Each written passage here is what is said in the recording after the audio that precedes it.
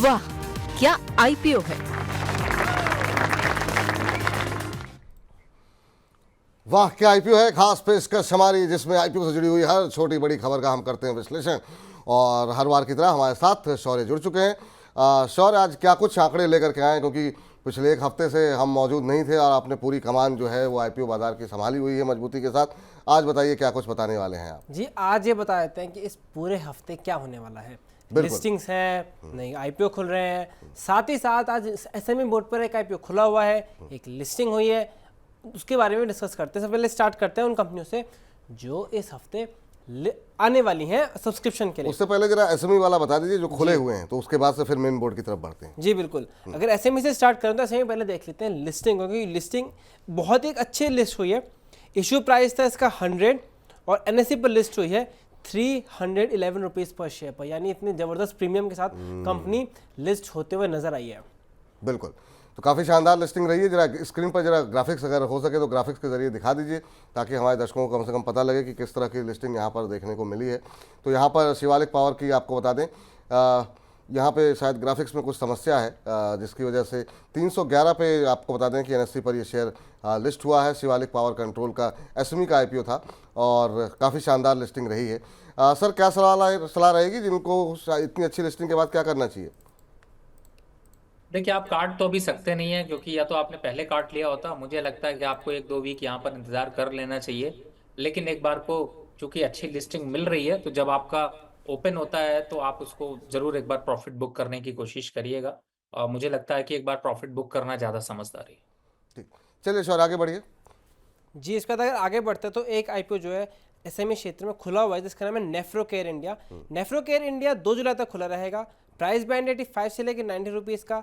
IPO से 41 करोड़ जुटाने को देख रहे हैं और आज ये 57 टाइम्स सब्सक्राइब हो चुका है। और एक इंपॉर्टेंट पॉइंट ये है कि इसका प्राइस बैंड है 85 से 90 का, लेकिन ग्रे मार्केट में 120 रुपीज़ का प्रीमियम मिलता हुआ नजर आ रहा है। नेफ्रोकेयर सर, इस पर हम कोशिश करेंगे, कल इसका आखिरी दिन होगा तो मैनेजमेंट से भी बात करने की कोशिश करेंगे।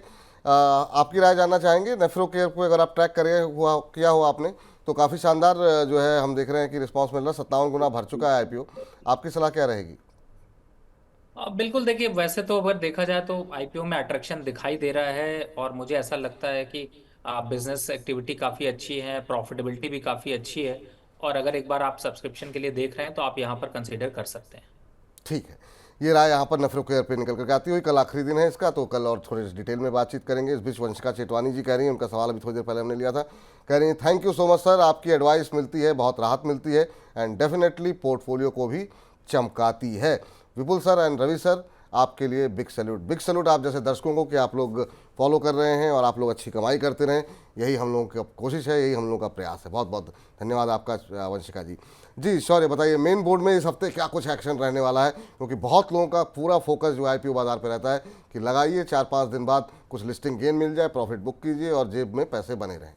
जी, पहले मेन बोर्ड पे 2 आईपीओ खुलने वाले हैं, उस पर स्टार्ट कर लेते हैं। पहला आईपीओ है एमक्योर फार्मास्यूटिकल्स। ये 3 जुलाई को खुला रहेगा और 5 जुलाई तक खुला रहेगा। प्राइस बैंड है 960 से लेके 1000 रुपीज़ का और आईपीओ से 1952 करोड़ जुटाने को देख रहे हैं, जिसमें से 800 करोड़ फ्रेश इशू है, बाकी है ऑफर फॉर सेल। और अभी कंपनी को ग्रे मार्केट में 264 रुपीज़ का प्रीमियम मिल रहा है।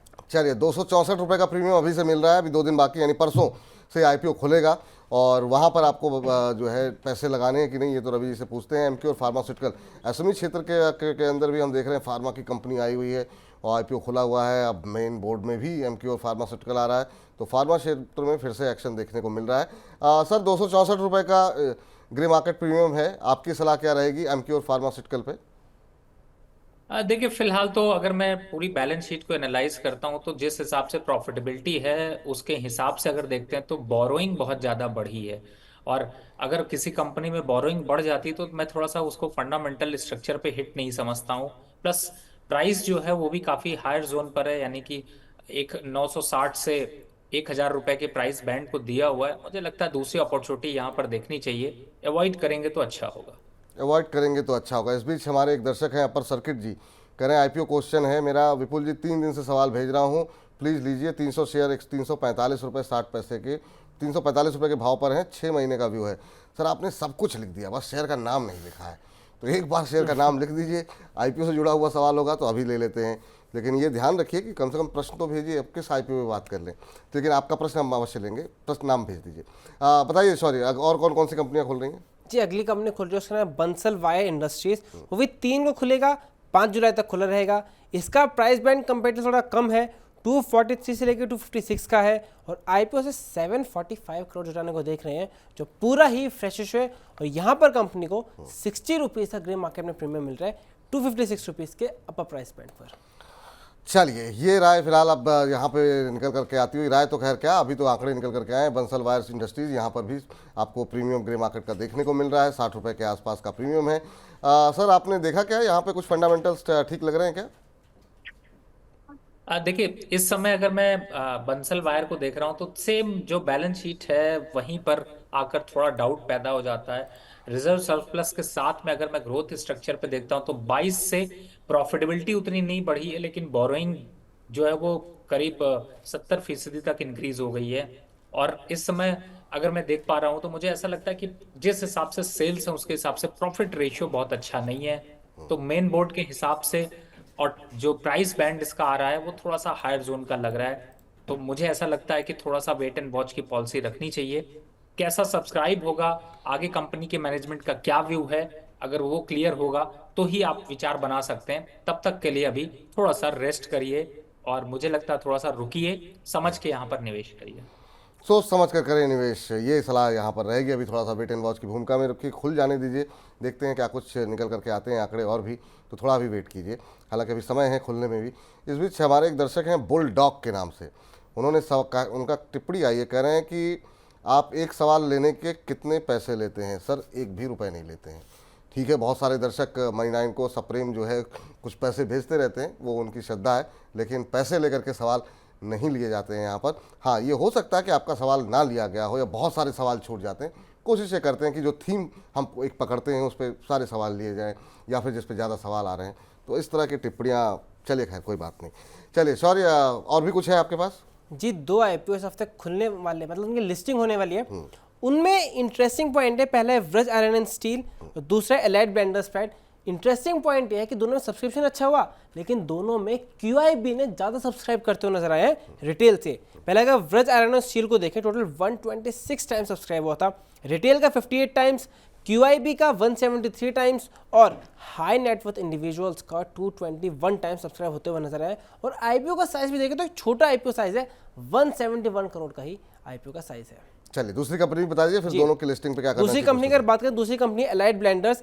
एलाइड ब्लेंडर्स में अगर बात करें, टोटल 24 टाइम्स सब्सक्राइब हुआ है, लेकिन यहाँ पे रिटेल को देखें केवल 4 गुना, लेकिन हाई नेटवर्थ इंडिविजुअल 34 टाइम्स और संस्थागत निवेशक QIB यहाँ पर 53 टाइम्स सब्सक्राइब करते हुए नजर आए हैं। चलिए, तो एलाइड ब्लेंडर्स और व्रज आयरन के ऊपर दोनों पे ही रवि जी की टिप्पणी जान लेते हैं। सर, लिस्टिंग के बाद क्या करना चाहिए? और लिस्टिंग होनी है इस हफ्ते, क्या प्रॉफिट बुक कर लें, या इनमें से कोई ऐसा लग रहा है जहां पर आपको लगता है कि लंबे समय के लिए होल्ड किया जा सकता है? देखिए, सबसे पहले तो एलाइड की चर्चा कर लेते हैं, क्योंकि जब वीकेंड होता है तो लोग एलाइड क्लास में घूमने लगते हैं। और देखिए सर, आप जो लोग ड्रिंक करते हैं, आप लोग बिल्कुल उस पर करिए, निवेश करने की चिंता मत करिए। कंपनी अभी बहुत प्रॉफिटेबल नहीं है, जो ब्रांड बेचती है उसमें कुछ खास चमक नहीं है, और जो पैसे लिए जा रहे हैं वो भी उधार चुकता करने के लिए लिए जा रहे हैं। मैं समझाऊं चाहे जो भी करना, आपको अपने मन की है, और उस पर आप फंसोगे ही फंसोगे। तो फिलहाल अगर लिस्टिंग आपने पहली बात इन्वेस्ट किया है तो लिस्टिंग पे एक बार को निकल जाइए। शेयर स्पेकुलेटिव मूव में जरूर रहेगा, फंडामेंटल अच्छे नहीं है। अब ऐसी कंपनी में तो आप निवेश नहीं करोगे जो करती तो व्यापार 1500-1600 करोड़ का है, लेकिन बट प्रॉफिटेबिलिटी में आ जाए तो कहें भैया 10 लाख रुपए का प्रॉफिट हुआ, तो वो भी कहीं ना कहीं से चिंता का विषय है। तो ऐसी कंपनी में निवेश ना करें, मुझे लगता है लिस्टिंग पे निकल जाए। दूसरे की बात करें तो देखें व्रज आयरन स्टोर, यहाँ पर उसको भी उतना कुछ खास ऐसी एक्सपेक्टेशन नहीं है, लेकिन हाँ लिस्टिंग गेन एक बार निकलना चाहिए। और मुझे ऐसा लगता है कि अगर आपको लिस्टिंग गेन मिलता है तो प्रॉफिट बुक कर लीजिएगा, क्योंकि यहाँ पर शायद प्राइस टिक पाना थोड़ा मुश्किल है। तो दोनों में राय है प्रॉफिट बुक करने की। जो लॉस में अगर आपका कोई ओपन होता है तब तो सोचना ही नहीं है, पहले ही थैंक यू कर लीजिए। दोनों में ही अगर आपको गेन मिल रहा है तो ले लीजिए, लंबे समय तक होल्ड करने की कोशिश मत कीजिए, और कोशिश कीजिए जिस दिन लिस्टिंग हो उस दिन चेज करने की कोशिश ना करें। बाद में फिर ट्रैप हो जाते हैं, आप लोग सवाल पूछते हैं। लेकिन जरा सवाल इनका ले लेते हैं, अपर सर्किट जी का, और इन्होंने अब कंपनी का नाम भेज दिया है। कह रहे हैं विपुल जी 3 दिन से सवाल भेज रहा हूँ, प्लीज़ लीजिए। 300 शेयर डी डेवलपर्स के लिए हुए हैं 345 के भाव पे। 345 के भाव पे हम लोग लगातार चर्चा कर रहे हैं कि जिस दिन लिस्टिंग हो उसके आसपास जो है वो कोशिश ये कीजिए कि उसको ना खरीदा जाए। आपने मुझे लगता है कि फिर से इसको चेस करके जो है वो लेने की कोशिश की है। सर क्या सलाह रहेगी? डी डेवलपमेंट का जो अभी हाल फिलहाल का ही आईपीओ आया था, और ये मेरे ख्याल से लिस्टिंग के बाद इन्होंने लिया है, आपकी सलाह क्या रहेगी? 20-22 रुपये का नुकसान हो रहा है। देखिए, पता नहीं, मुझे ऐसा समझ नहीं आया कि इन्होंने इस स्टॉक को क्यों चेस किया और क्यों ये उसी से लड़ाई करना चाहते हैं। कोई पर्सनल फेवरिज्म है तो फिर कोई बात नहीं है। तो फिर 20-22 रुपए का अभी आपको कटार में लक्ष्य जो मिला है, मुझे ऐसा लगता है वो बढ़ेगा। 20-22 से वो 40-45 रुपए तक जाएगा और घाव और बढ़ेगा, नुकसान और बढ़ेगा। तो मुझे ऐसा लगता है चेज मत करिए, कोशिश करें सर एक बार को थोड़ा सा निकलने की। मुझे ऐसा लगता नहीं है कि इस स्टॉक में बहुत बड़ा दम आने वाला है, बजट से भी कोई एक्सपेक्टेशन यहाँ पर रखी जाए। तो बेटर है उन स्टॉक को चूज करिए जिन स्टॉक्स में मोमेंटम मिलता हो, स्टॉक बाय करिए। अगर नुकसान आ जाता है लेकिन उसकी क्षमता रिवर्स करने की डबल होनी चाहिए। इस स्टॉक के रिवर्स करने की क्षमता उल्टी है, बढ़ेगा जितनी तेजी से, गिरने की क्षमता डबल है। तो ऐसे स्टॉक में निवेश मत करिए। मत करिए सर, इस तरह के निकल जाइए। आपको जो थोड़ा नुकसान हो रहा है, ये हमारा अभी चुन चुन के का सेगमेंट होगा, वहाँ पे आप देखिए और अच्छे शेयरों में पैसे लगाइए। आंख बंद करके किसी के भी कहने पे कुछ मत ले लीजिए। लेकिन हालांकि आईपीओ के ऊपर तो कुछ एक सवाल और भी हैं, लेकिन अभी समय की थोड़ी सी कमी है। लेकिन शेखर नायक जी कह रहे हैं सर रवि सर के दिन तो मेरा क्वेश्चन ले लिया करो। मनी 9 की टीम को और रवि सर को नमस्कार। अब आपने जो भी सवाल लिए हैं सर, देखिए आपका सवाल है टेक्समैको के ऊपर, आपका सवाल है इंजीनियर्स इंडिया पेपर, इन सब पे चर्चा हो चुकी है। आप कार्यक्रम को दोबारा देखिएगा, और ना हो तो रात को 8 बजे जो हम मनी मास्टर अपलोड करते हैं उसमें देखिएगा, आपको उत्तर अवश्य मिल जाएगा। लेकिन इस बीच एक सवाल ले लेते हैं सुजलॉन पे। बड़ी सारी संख्या में सुजलॉन, हालांकि आईपीओ का सेगमेंट है, लेकिन मैं चाहूँगा एक टिप्पणी आपसे ले लें, क्योंकि पावर पे आज हमने काफ़ी अच्छी कवरेज की है। सुजलॉन मिस हो गया, सुजलॉन पे क्या करना चाहिए? इंपॉर्टेंट एडवाइस क्या हो सकती है यहाँ पर, ये जानना चाह रहे हैं विश्वास साहिल जी, और भी बहुत सारे लोग हैं, सबके नाम लेना संभव नहीं है, लेकिन सुजलॉन पे आपकी राय सर। देखिए, मुझे याद आता है अगर जब सुजलॉन की चर्चा होती है तो मुझे ये समझ में आता है कि हाँ, स्टॉक पे बहुत से लोग ऊपर बार बार फंसते रहते हैं। लेकिन हाँ, ये जरूर है कि इस समय 52 रुपए और 50 रुपए के बीच में आप अगर आप लेके बैठे हुए हैं तो आप होल्ड कर लीजिए। स्टॉप लॉस 48 का डाल लीजिए, लेकिन टारगेट 58 का डाल के रखिए। 55 और 58 आता है तो थोड़ा मुनाफा वसूली करते रहिए, फिर दोबारा नीचे आता है फिर लेते रहिए। इस टाइप की चाल में रहेंगे तो आप फंसेंगे नहीं। लेकिन अगर आप ये सोच रहे हो कि मैं 52 रुपए खरीद लूं, ये 100 रुपए हो जाएगा, तो ये वो स्टॉक नहीं है।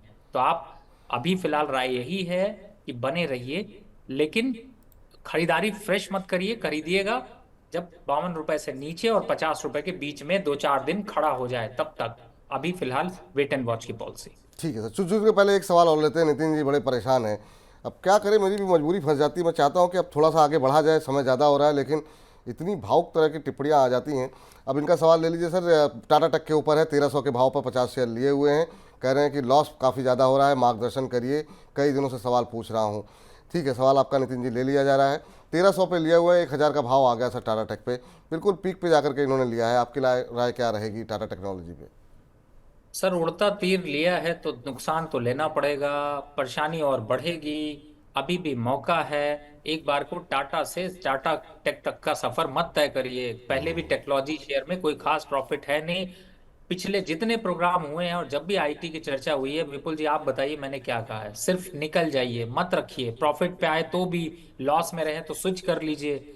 अब इस स्टॉक पे फिर से एक स्टॉप लॉस डाल लीजिए, नहीं तो 2-4 महीने में आप फिर पूछेंगे।